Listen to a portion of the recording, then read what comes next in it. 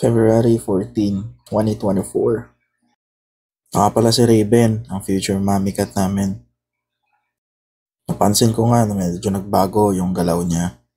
Pabalik-balik din siya sa cat litter niya. Lagi din siyang tumatambay at naglilinis ng katawan niya dito sa silong na to. Kagayan nga pala ng mga sapatos ko yan. Tinanggal ko lang para meron siyang space. Kung makapansin nyo nga siya, medyo tuliro na siya. Nararamdaman niya siguro yung contraction ng tiyan niya.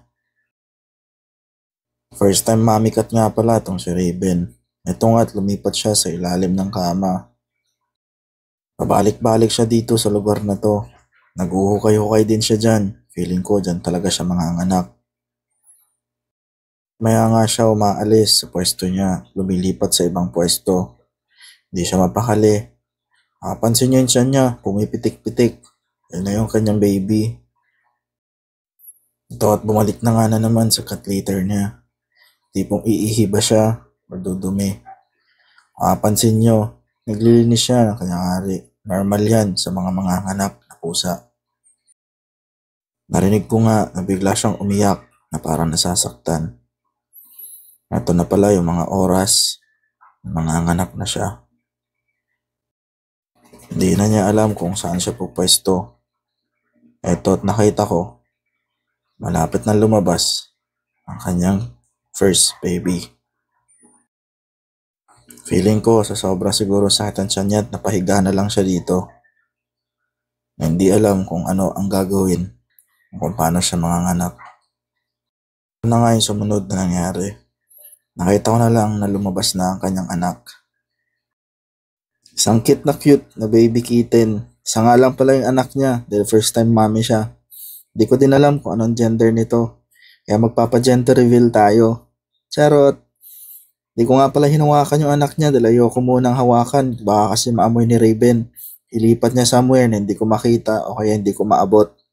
Kaya hinayaan ko na lang siya na siya maglinis ng baby niya. Natuwa nga ako na makita ko inaalagaan na niya yung anak niya. Bala ko kasing pag-aralin to sa private school. Uy, walang ganun. Huwag na kayo magtaka kung ganyan ang kulay ng anak niya.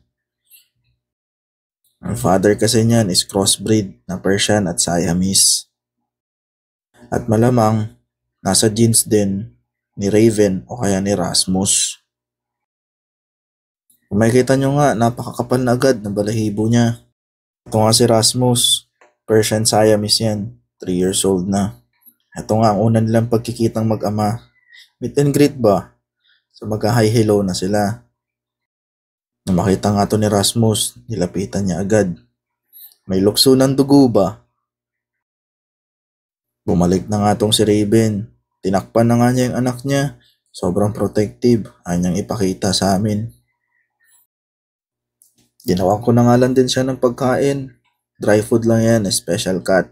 Tsaka wet food pinagalo ko. Tsaka tansya na lang din. Ang dami. Lagyan ko na nga lang din yan ng mainit na tubig. At saka ng moringa powder. Masustansya kasi yan para sa mga pets natin. Lalo na sa mga bagong panganak. Inekos-mekos na nga lang to ni Insan para mahalo yung moringa at saka yung wet food sa dry food. Ito na nga ang pagkain ni Raven, ilalagay ko sa my cage.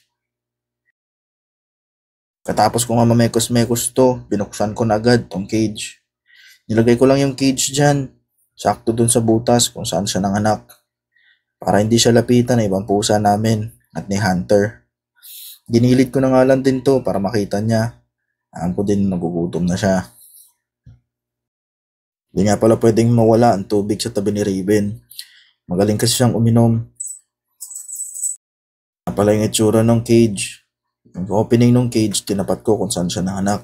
Para nakakalabas siya at nakakapunta dito sa may pagkain at inumin. At nakita ko na kumakain na siya. Iniwanan ko na nga lang din siyang kumakain dyan. Para mabusog siya. Yun lang. Bye-bye.